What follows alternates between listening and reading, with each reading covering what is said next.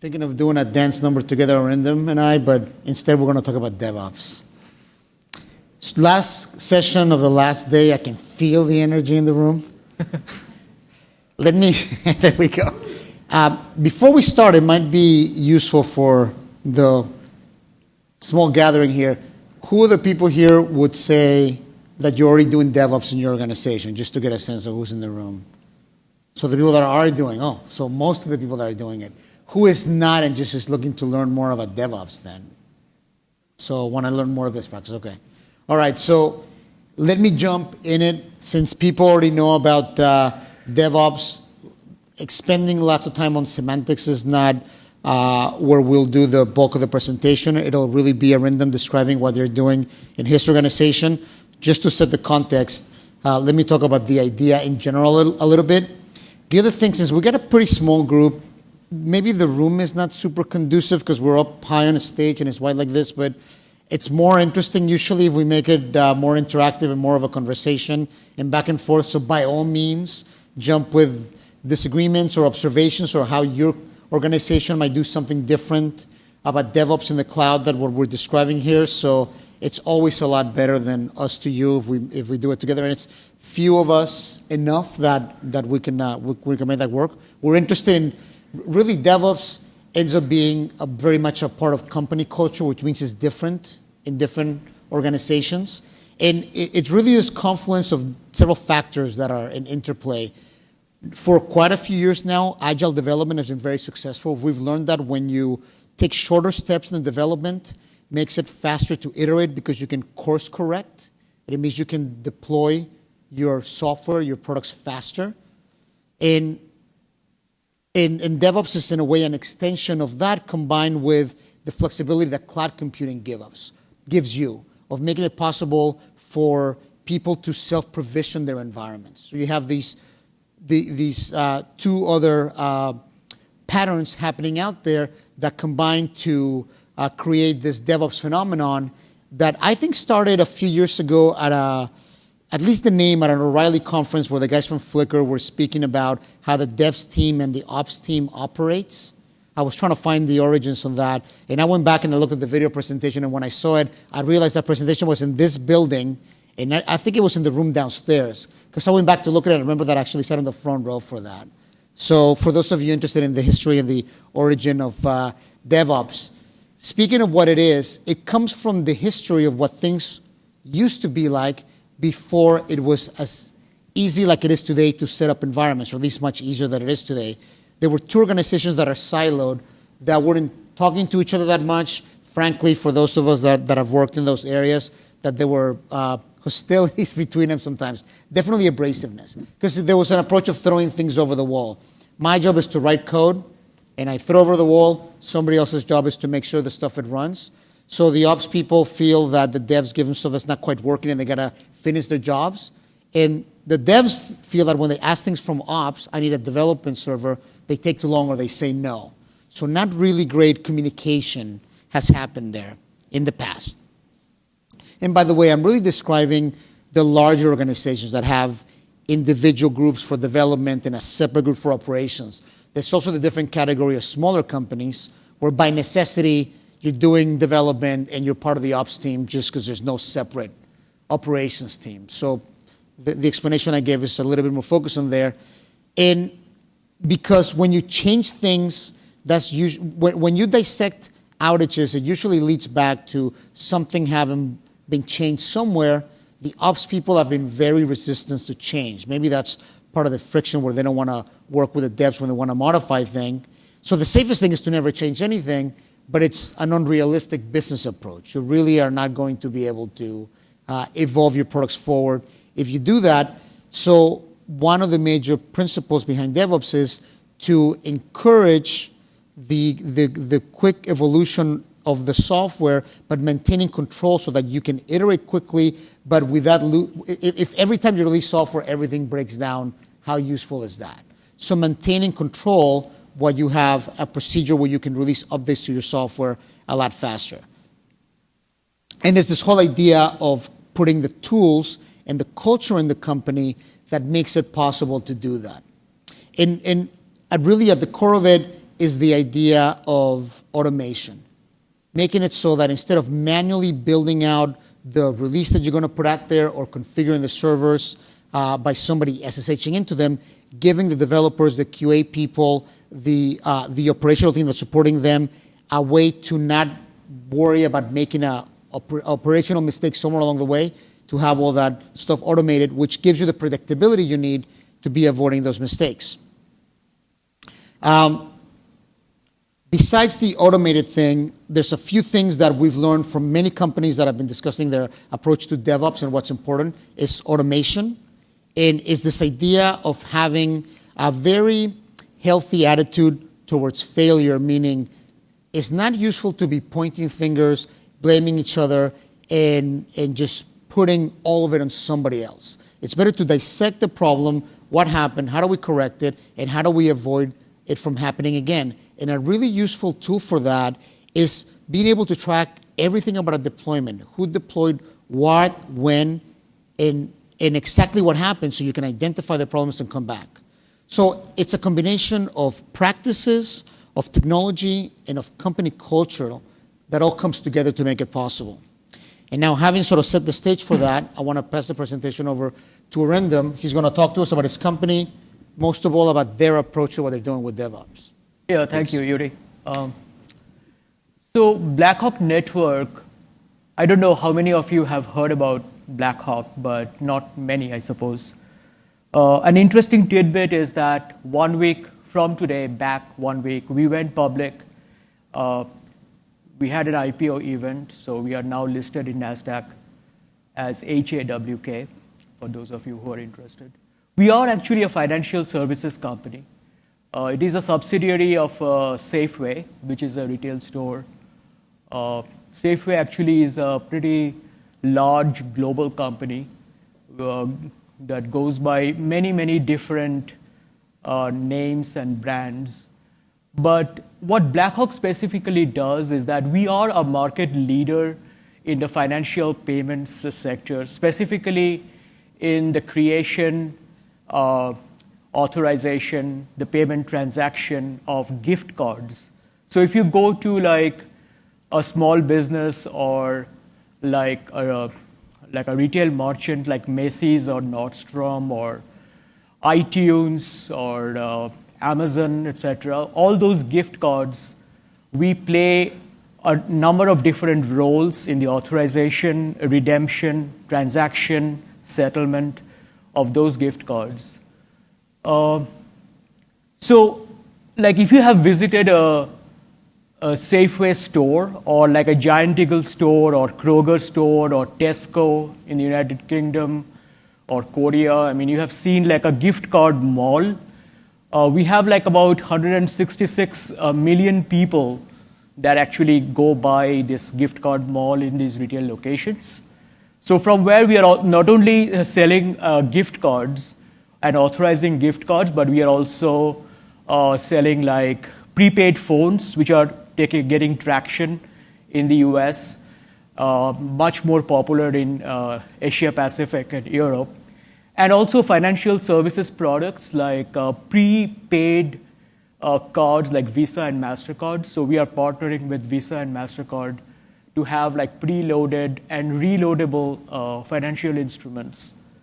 So because Blackhawk was a part of Safeway for a long time, we inherited a lot of legacy IT infrastructure and processes from Safeway.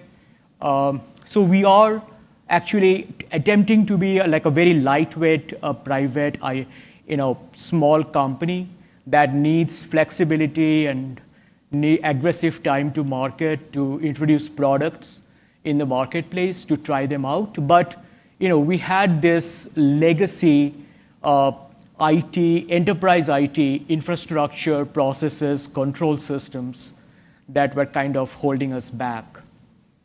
So like Yuri mentioned, a lot of this has to do with the cultural setup of the company.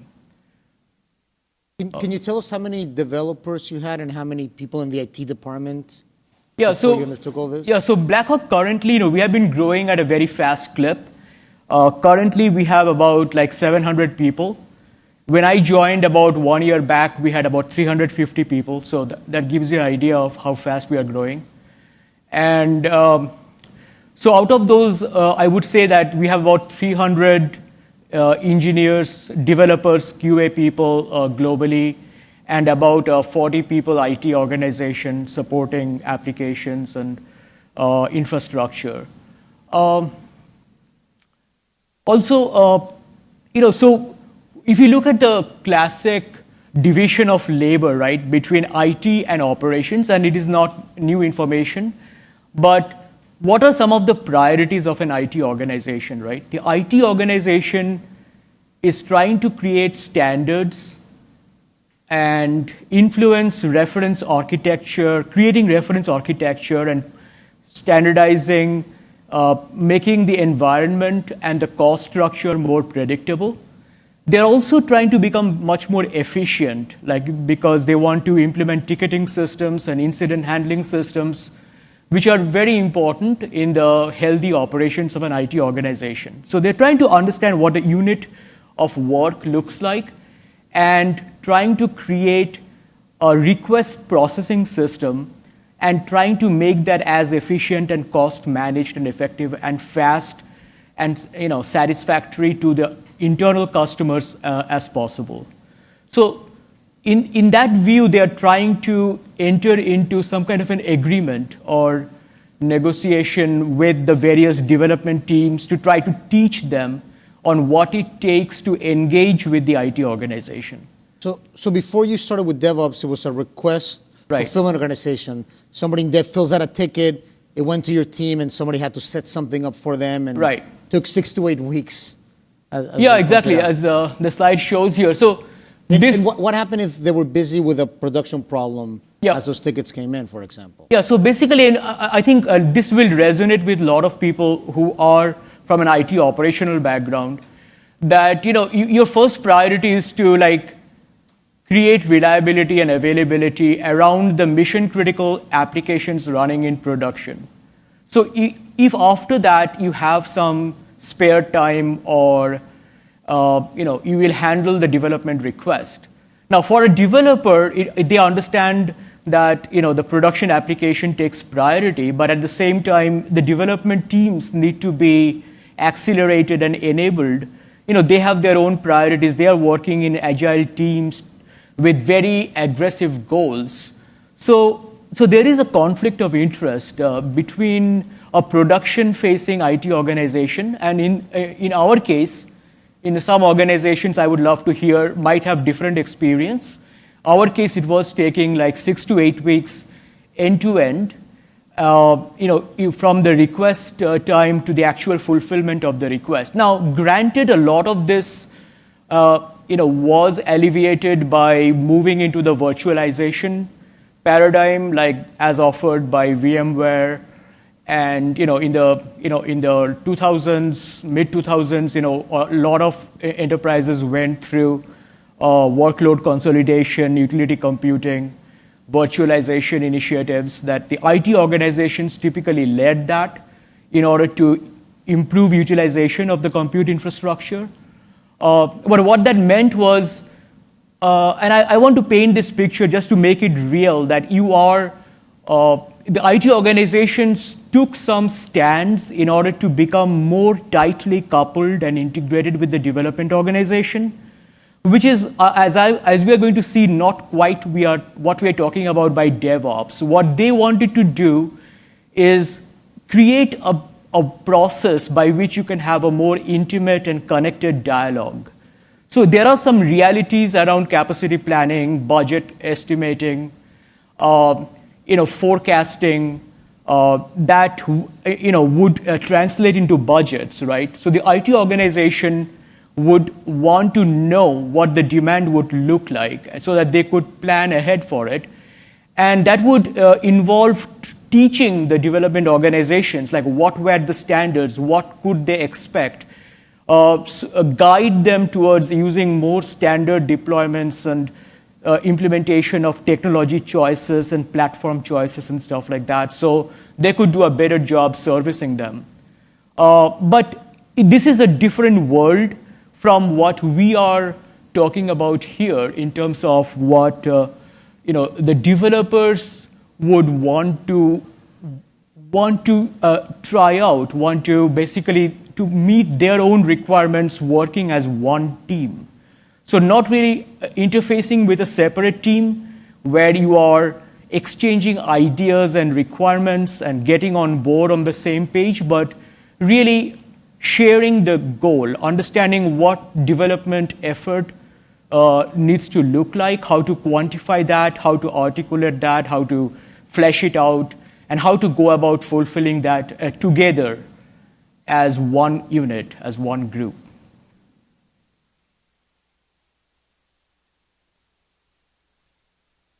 So a question for you. A thing that you had told me in the past would come up is this idea that the developers complain about having to fill these very detailed request forms, and they feel they were busy doing paperwork instead of programming. And also when they get something back from IT, it may not be exactly what they requested because it's so difficult to get that exactly right. Yeah, that is actually a good point. When I talk about 6 to 8 weeks, in a virtualized environment, you could cut down the provisioning time to maybe days if you had the capacity. Assuming you had the capacity in your, let's say, in your ESX infrastructure, you could create the image given the proper storage connectivity, network connectivity, etc., where all within your capacity targets and limits, you could provision that. But what ended up happening is because of this disconnect between what the IT and remember that the people in the room talking to the development teams and let's say the software architects leading the development effort, they were representing multiple verticals in IT. In an enterprise IT, you would have networking, storage, systems, firewall security, database, etc. These are like silos inside an enterprise IT organization. So either each one of those silos would have to be represented in the room, or some IT interface organization in some organizations were created, what I would call like IT architects, operational architects who would be interfacing.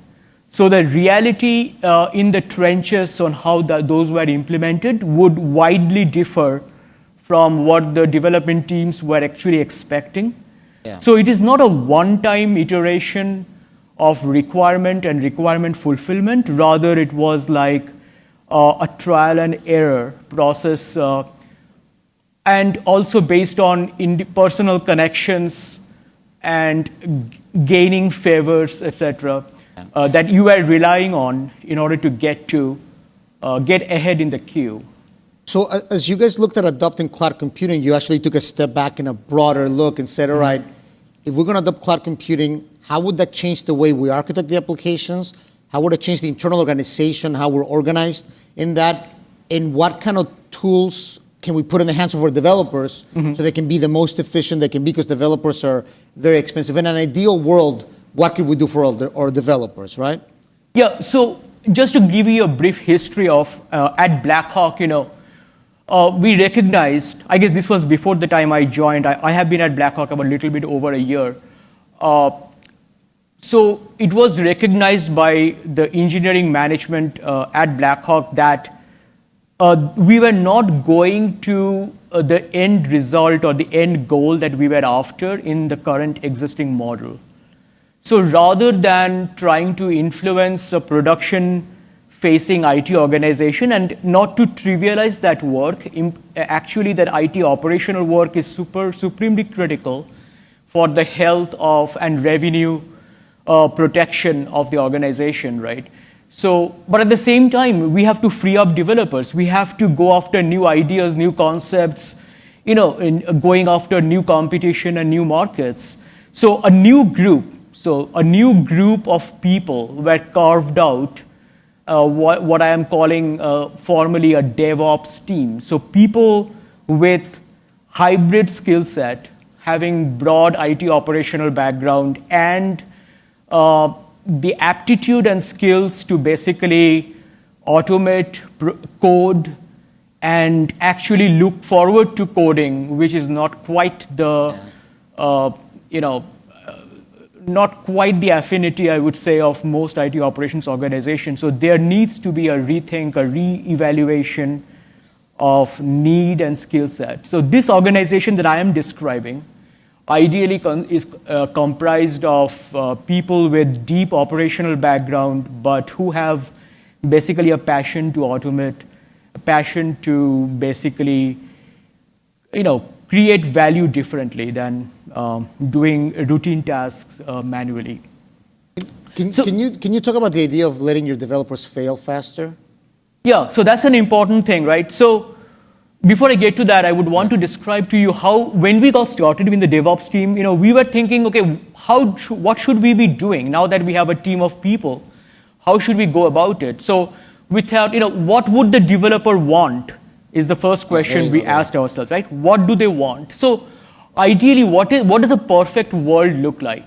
I don't know how many of you are developers in your organizations, but typically, the answer came back that the development community would want complete freedom. In fact, some of them had already used a credit card in AWS. I mean, we have heard this in the last couple of days in this forum about that it is so easy basically to use your credit card, have a personal account, try out your code. Whether you like it or not, it is happening in all organizations. And once you do that and you see the value of that, you are not going to turn back. You are not going to be told by your enterprise IT that is not the way you can operate. So, this is the reality. So, because, that is a reality, so we wanted to understand exactly what they want. So they want to iterate on the fly. They want to try out new ideas. Some ideas will fail. So how can, as an enterprise, you create the structure and the encouragement and how do you provide the resources and the tools so that your developers can fail faster, can try more frequently? It is not only about being successful, it is about trying out and failing faster as a team and being able to discard and abandon your old ideas and move forward. So we thought this is a perfect thing that they want. And they also want ubiquitous access, right? They don't want to be working from your offices they want to be working from anywhere. We want to be I think it is true for RightScale as well, right? You want to hire the people where they are. So they could be anywhere. They need to be as connected to your development infrastructure and from anywhere they want to be and anywhere you find talent. So it was for us as a company, as a small company, how to attract talent, how to retain talent, how to provide flexibility, how to provide, the path to success, essentially, after crossing over multiple failures. And they want to control the environment from far. So we understood that we needed to give this control that IT typically had in terms of, okay, this is a ticketing system. You have created a ticket. There is like an expected turnaround time of, let's say, 3 days. After 3 days, I will let you know when you can expect the answer. Instead of that, they want to create and fulfill their own request. So how can we get to that self-service kind of portal?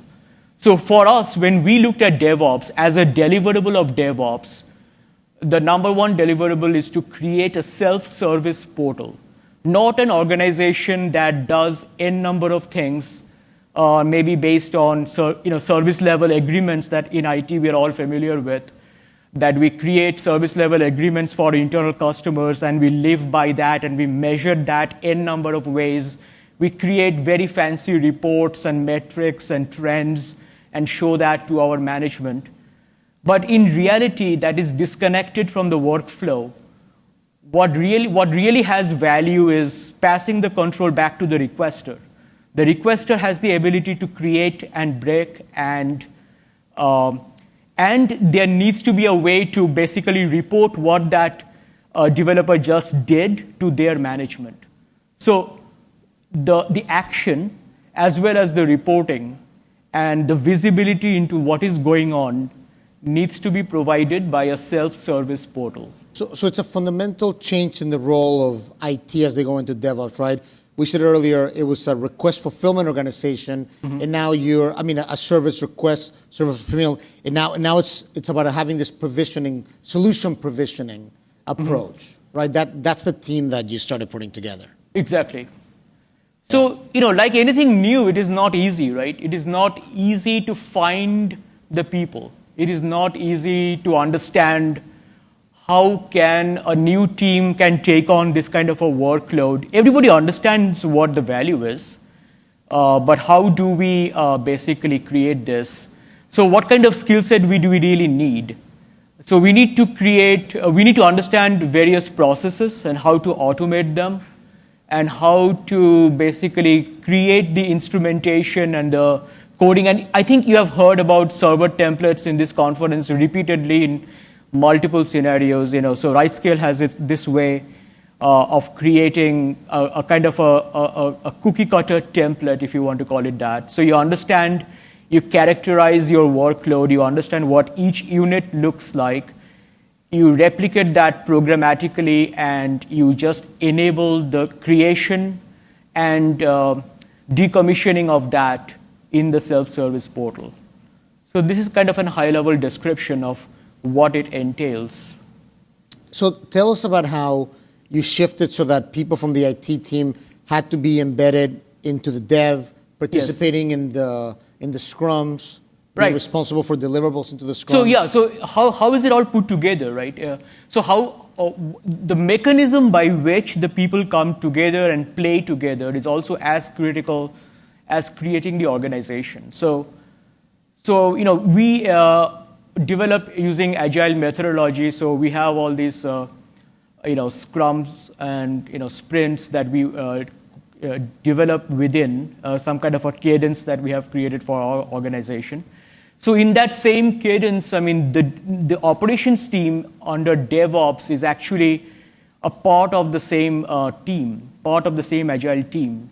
So they participate in the scrums, the daily stand-ups, they take out user stories, they actually fulfill the user story. If an environment has to be, let's say that we are creating a server template for a web server or Tomcat application server, the development team that is writing the code is actually working side by side in the same team with the DevOps engineer writing or tweaking or editing or leveraging and creating the new version of the server template. So the DevOps team is actually in parallel creating a library. So this is all like a continuous flow.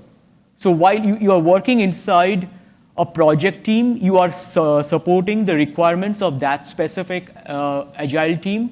But in the back end, you are also kind of contributing to the library of all this. We have chosen Chef basically to write all these front-end cookbooks and recipes that we are actually launching through RightScale.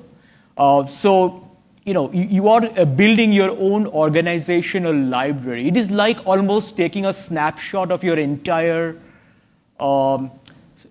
stack, all the stacks that are running anywhere that is being supported in your organization. The ultimate goal to us is how I can create a complete library of all chef cookbooks and recipes that can basically mirror or have a kind of a snapshot of every running server in my environment. So again, to emphasize this shifting of the role, instead of fulfilling requests from the dev team, you're in the trenches with them gathering requirements to see what those are going to be.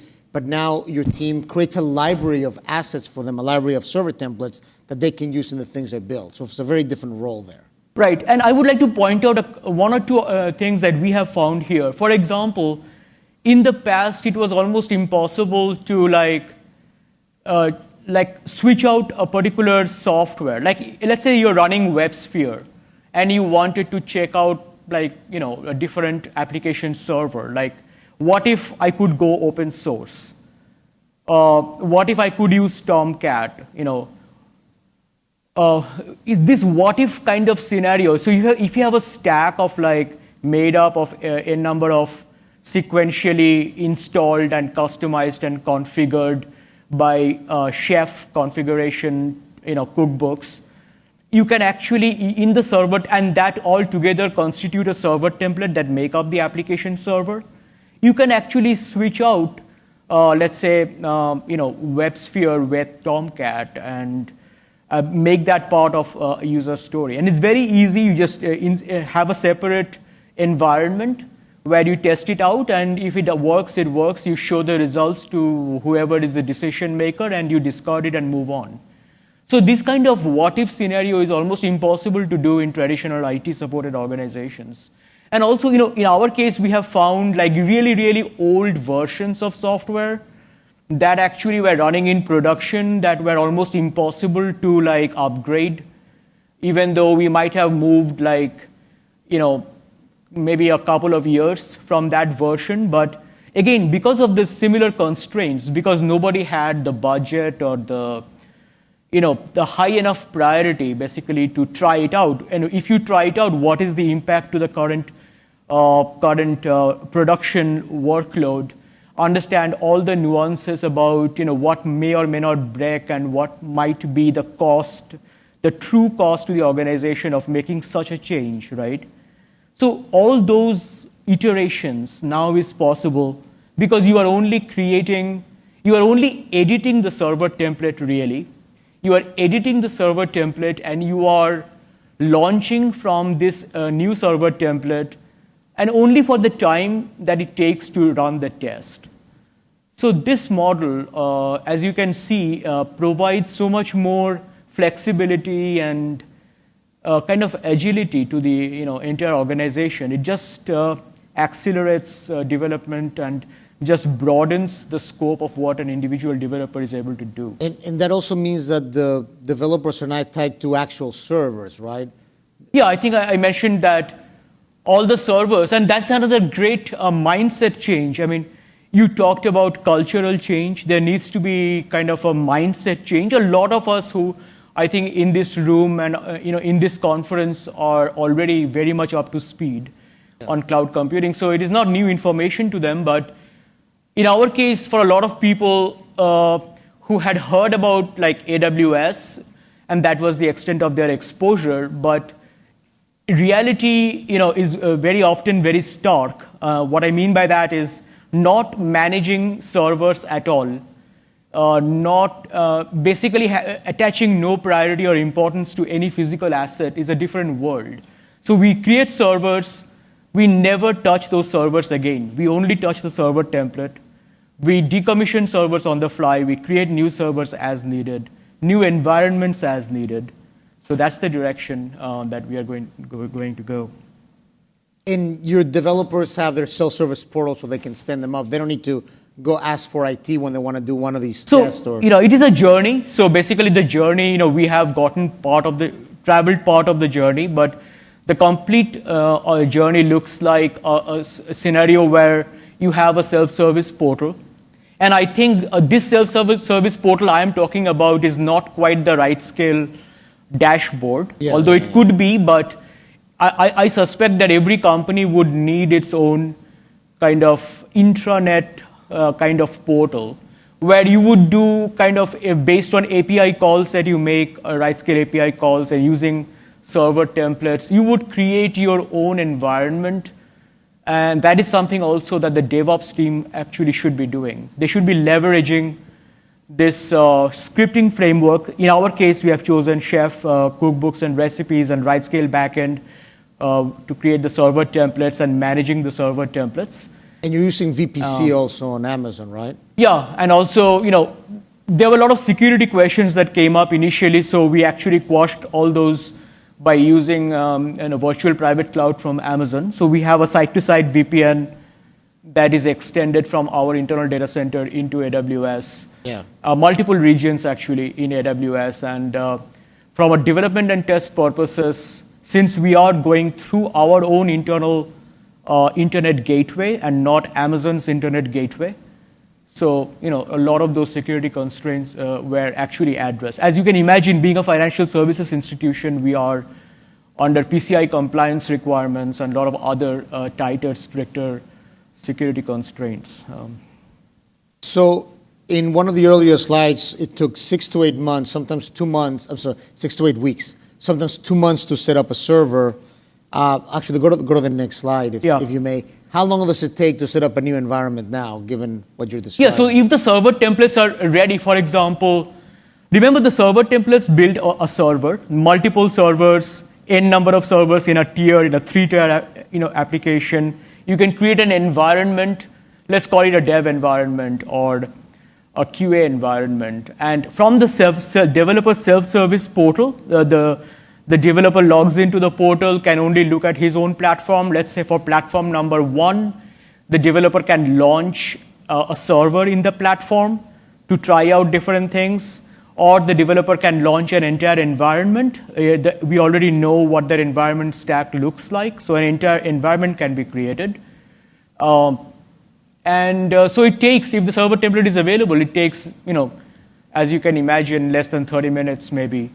If the server template is not available, it's a new initiative, then, as I described in this agile teams, it might take, in our case, we have a 2-week cadence, so between 5 days, 5 to 10 business days to fulfill a new server template.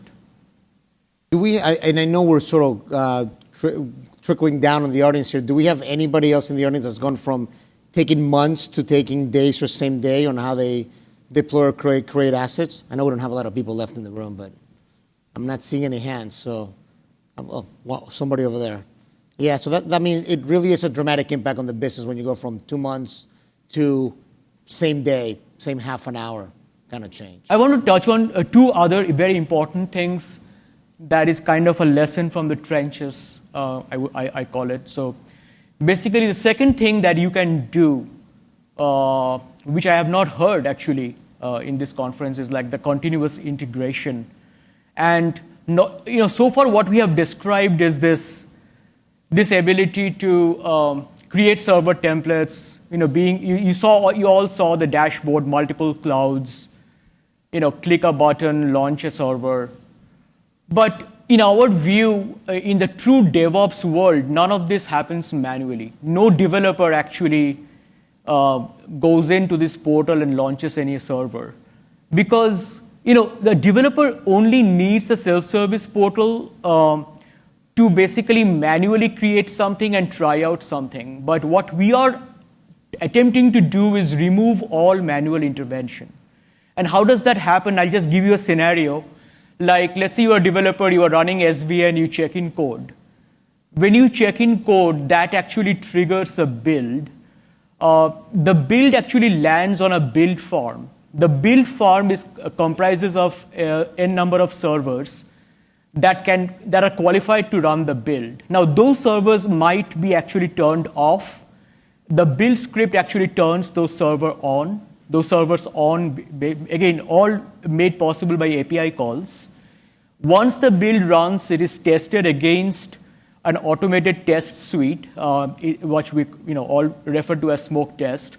So once the smoke test passes, it needs to be deployed, right? When it needs to be deployed, that environment to which, let's call it the very first environment, we call it a dev environment because that's the first integrated environment. That dev environment does not actually exist at all. When it needs to be deployed, that environment is actually created on the fly first. So that environment is created, again, based on server templates. Environment is created, turned on, and then the build is deployed to that environment. And then again, we run, all these unit tests or whatever tests need to run in the dev environment. Then that environment is actually shut down because remember, as we are going to talk about soon, cost management is supremely critical. What I am describing, is launching servers and, all this is going to cost money and it is going to be paid by somebody. Yes.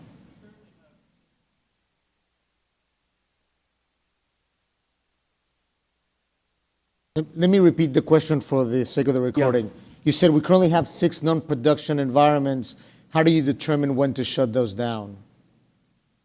Yeah, so we don't determine anything. The developers determine whether we want to shut them down or not. Now, what I'm submitting to you is a use case of continuous integration not every workload qualifies for this, but this is kind of our goal. Our goal is that why would you want to have those servers up?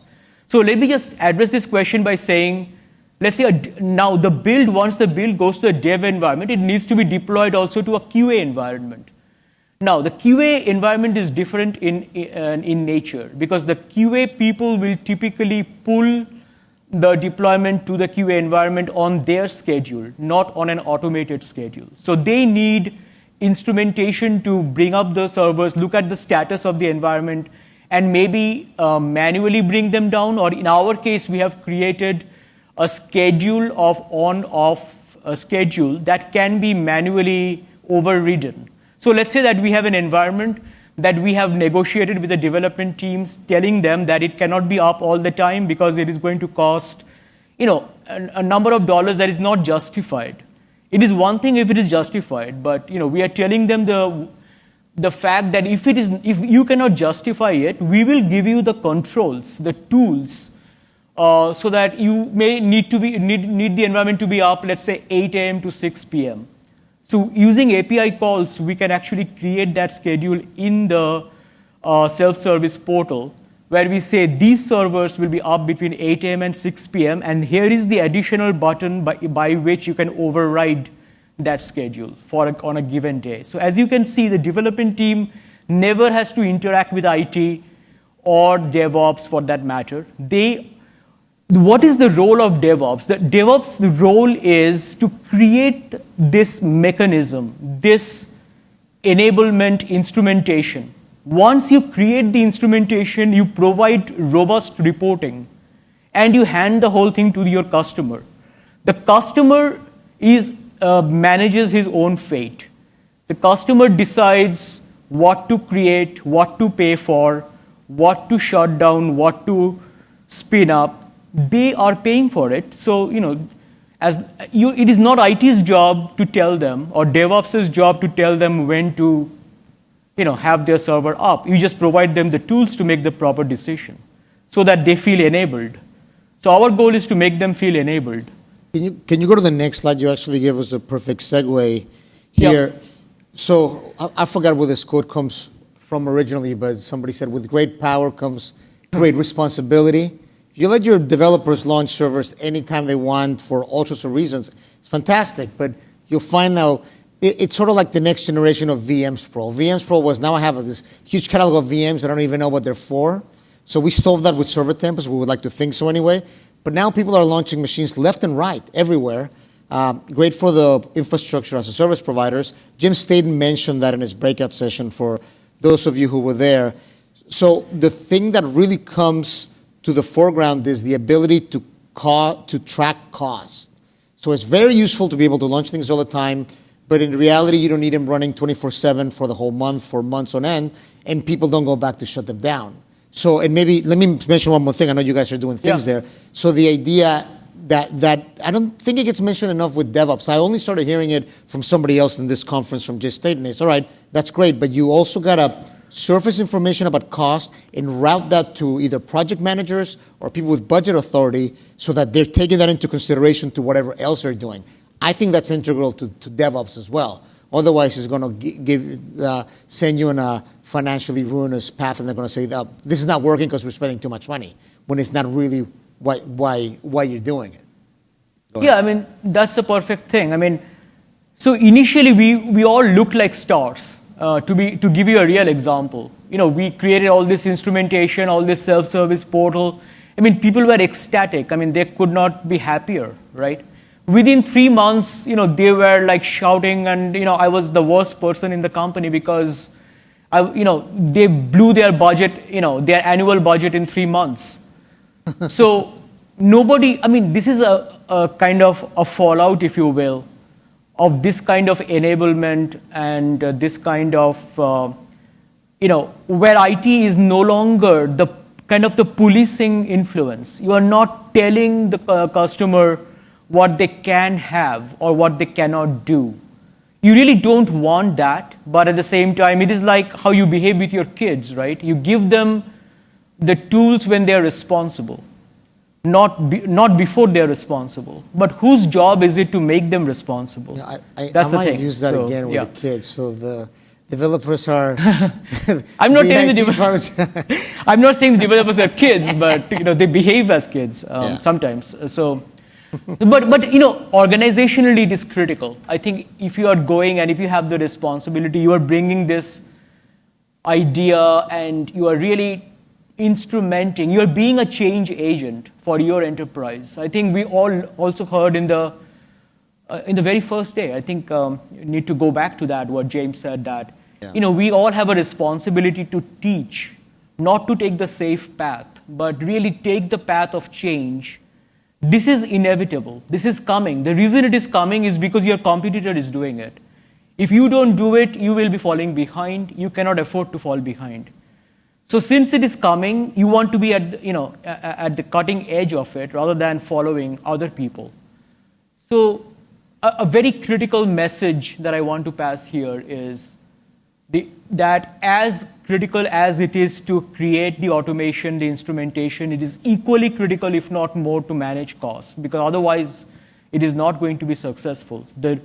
The senior management who needs to sponsor this kind of an initiative will need to be sure that they will manage this initiative within budget. So the budget challenge is not going away. In fact, we feel that that's an area we are working with RightScale to really get granular, detailed information, alerts, triggers from cost, the utilization, to really map server utilization to server cost.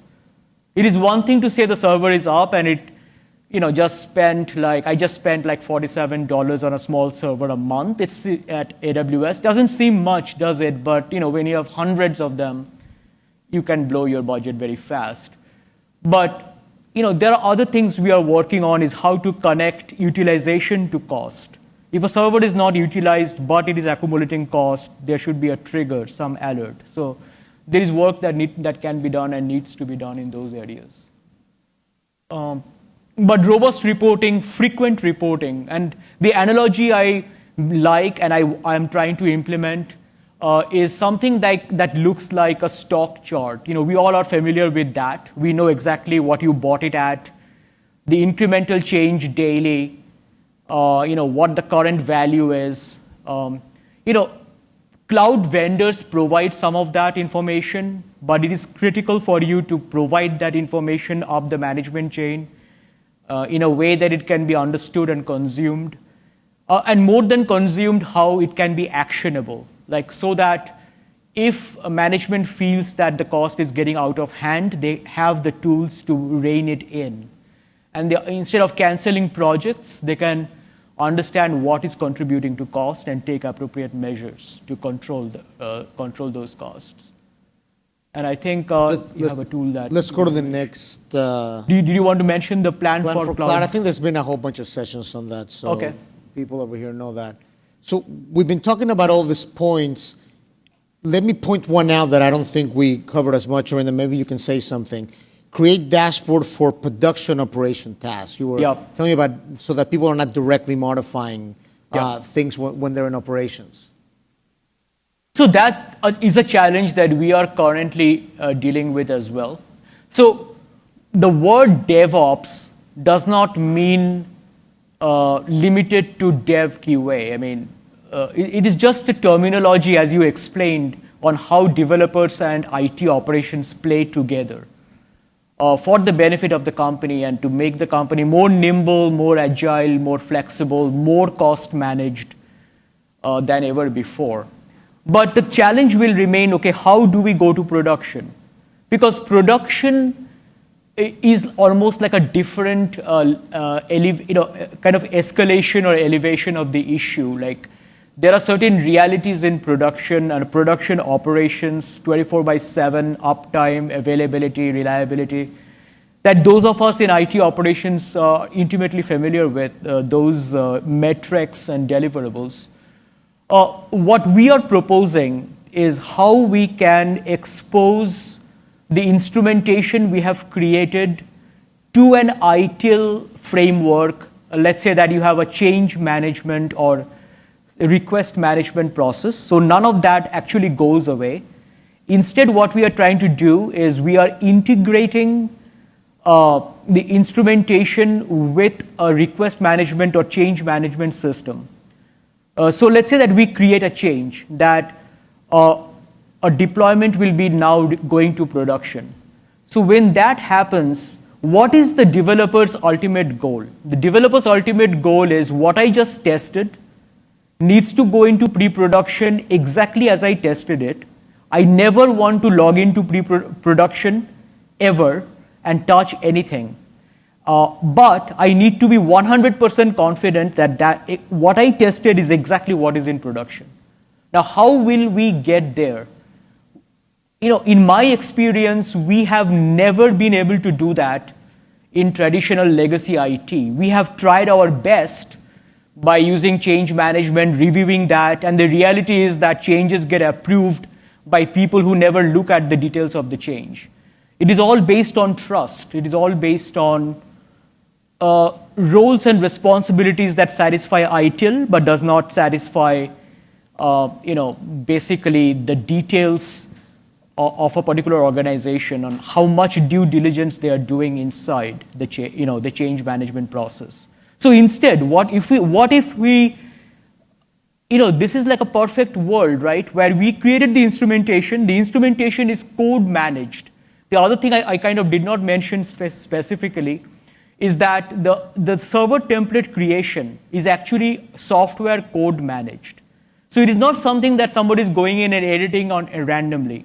So we have we are using a Git project, GitHub, not GitHub, but private Git server that is actually managing the creation and the versioning of all the server templates that we are talking about. And from there, we are connecting to RightScale, on the back end. So RightScale can pick up our chef cookbooks and recipes and server templates that we are writing and publish that into the multiple cloud framework. So RightScale does the back end job, but we are doing internally the front end, writing the server template and putting it in our Git repository. So that is perfectly code managed. What I mean by that is if you take out a particular version from the Git repository, it cannot change by definition, right? It cannot change. It is code managed. And what if in the ticket, in the change ticket, I just say that use that version of the server template? And then the instrumentation is actually exposed to multiple accounts. You have a pre-production account, a production account. Let's say we are using AWS. So what we have done is we don't operate from the same account. We have a DevQA AWS account. We have a pre-production AWS account. We have a production AWS account. All these are actually connected to the same RightScale account. So once we have the framework available in instrumentation in RightScale, those can be then exported or made available to all these accounts. And there can be perfect separation of duties and responsibilities between DevOps and IT operations running production. So when a change comes to IT operations for a change that needs to be deployed in production, they open the change and they basically, in our world, they would be pressing one button basically. They would be pressing one trigger to basically launch the server template in production. So this is our view. We have not gotten there. We are working very hard to get there.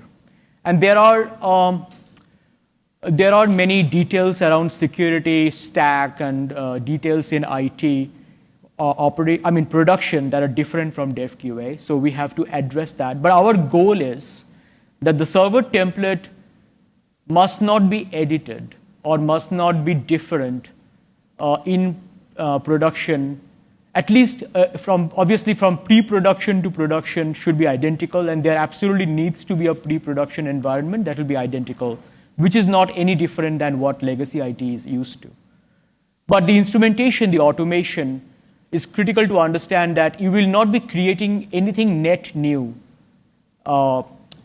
in pre-production and production. You will be using the exact same server template that you have created and tested So those are the learnings that we have so far. And I think this slide is the one that's trying to summarize what we have talked about here. Yep. I think we have a Q&A slide next. Which is, oh, okay. Any questions? Well, thank you very much, and thank you for coming to RightScale Compute 2013. Thank you.